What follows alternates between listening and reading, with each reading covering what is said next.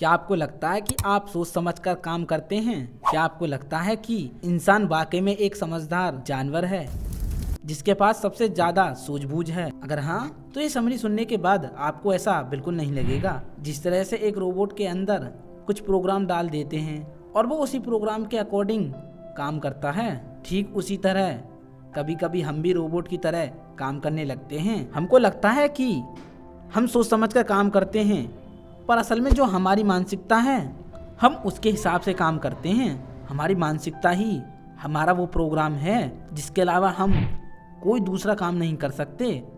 इस किताब की मदद से आप एक रोबोट की ज़िंदगी छोड़कर इंसान की तरह सोचना समझना सीख सकते हैं। ये किताब हमें बताती है कि किस तरह से हम अपनी हर रोज़ की ज़िंदगी में बेहतर फैसले लेना सीखेंगे और किस तरह हम अपनी मानसिकता से बाहर निकल सकते हैं।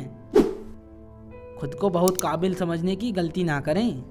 याद कीजिए, जब आप आखिरी बार किसी काम में नाकाम हुए थे, आपके नाकामयाबी का क्या कारण था?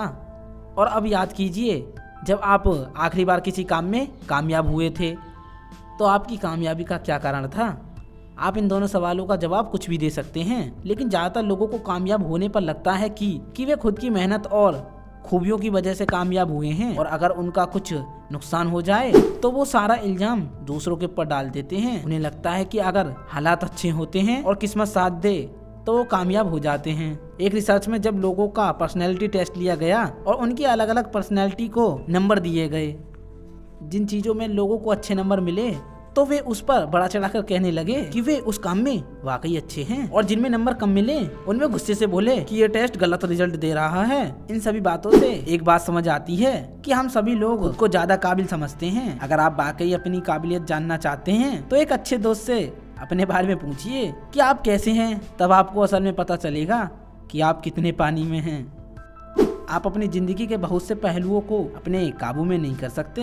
जब आपका इंटरनेट धीरे चल रहा होता है तो क्या आप भी सबकी तरह बार बार उस लिंक पर क्लिक करने लगते हैं? क्या आपने कभी सोचा है कि किसी भारी चीज को उठाते वक्त हम जोर से चीखते क्यों हैं? क्या आपको लगता है कि एक ही लिंक को बार बार क्लिक करने से वो लिंक जल्दी खुल जाएगा, या फिर चिल्लाने से आपकी ताकत बढ़ जाएगी? हम चाहते हैं कि हम हर चीज को अपने काबू में रखें। हमें लगता भी है कि हम ऐसा कर सकते हैं, लेकिन असल में हम अपनी ज़िंदगी की बहुत कम चीज़ों को काबू कर सकते हैं। उदाहरण के लिए, जब हम ट्रैफिक में फंसे होने पर जोर जोर से अपने हॉर्न को बजाने लगते हैं, लेकिन क्या हमारे ऐसा करने से ट्रैफिक साफ हो जाएगा?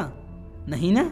अगर ऐसा होता तो सड़कों पर ट्रैफिक लाइट की जगह हॉर्न या स्पीकर लगे होते। इस एग्जाम्पल से तो आप समझ ही गए होंगे कि हम हर चीज़ को अपने काबू में नहीं कर सकते, इसलिए हमें उन चीज़ों पर ध्यान देना छोड़ देना चाहिए जिन्हें हम कंट्रोल नहीं कर सकते। हम किसी भी जानकारी को अपने नज़रिए से देखना पसंद करते हैं। ये बात हम सभी में देखने को मिलती है कि हम उन चीज़ों को ज़्यादा पसंद करते हैं जो पहले से हमारे विचारों पर आधारित हो। उस व्यक्ति से हमारी अच्छी दोस्ती हो जाती है जिसकी सोच हमारी सोच से मिलती है। हम बहुत सी जानकारी को अपने अंदर डालते हैं और फिर अनजाने में उस जानकारी को निकाल देते हैं जिसे हम सही नहीं मानते। बहुत से लोग कुंडलियों में विश्वास करते हैं। अक्सर उसमें वो बातें लिखी होती हैं जो आम होती हैं और जो हमारी जिंदगी में एक न एक बार उस घटना के होने की संभावना होती है। लोग उसे मानते हैं, और जब वे देखते हैं कि उनके साथ वही होता है जो उनकी कुंडली में लिखा होता है तो उनका विश्वास और बढ़ जाता है। इस तरह की प्रॉब्लम से बचने के लिए आप उन चीज़ों को देखना या सुनना शुरू कीजिए जो आपके विचार से ना मिलती हों, और ये समझने की कोशिश कीजिए कि वे किस हद तक सही हैं। हम उस चीज़ को पसंद करते हैं जो कम होती है या फिर कम समय के लिए मिलती है। जब चीज़ें कम होती हैं तो सिर्फ कुछ लोग ही उसे इस्तेमाल कर पाते हैं, और ऐसे में वो कुछ लोग बाकी लोगों से अलग लगने लगते हैं। ऐसे लोगों को हम खास समझते हैं, और ये लोग जहाँ जाते हैं उनकी तरफ हर कोई देखने लगता है क्योंकि उनके पास वो है जो हर किसी के पास नहीं है। इसका यूज लोग अपने प्रोडक्ट की मार्केटिंग के लिए भी किया करते हैं। जब हम दुकान में एक ही प्रोडक्ट को दो दाम पर देखते हैं तो हमें लगता है कि जो महंगा है वो अच्छा होगा, लेकिन असल में उसकी कीमत का उसकी क्वालिटी से कोई संबंध नहीं होता।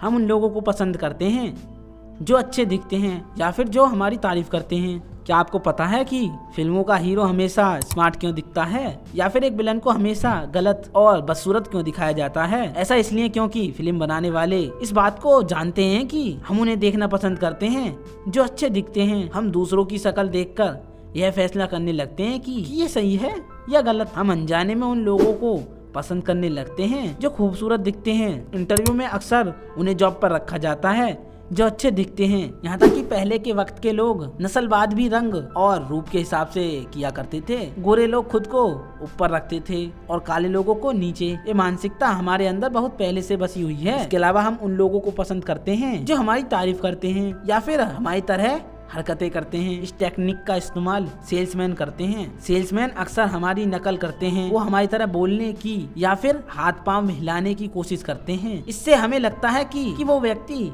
तो हमारी तरह ही है और इस तरह हम उस पर भरोसा कर लेते हैं। कंक्लूजन, हम खुद को ज्यादा काबिल समझते हैं। हम अपनी भावनाओं के हिसाब से काम करते हैं, ना कि अपनी सोच समझ से। हम एक बार में सिर्फ एक चीज पर ध्यान लगा सकते हैं। भीड़ में रहना, लोगों की नकल करना और अपनी तारीफ सुनना हमें पसंद है और हम ज्यादातर उस बात को पसंद करते हैं जो पहले से हमारी सोच से मिलती है।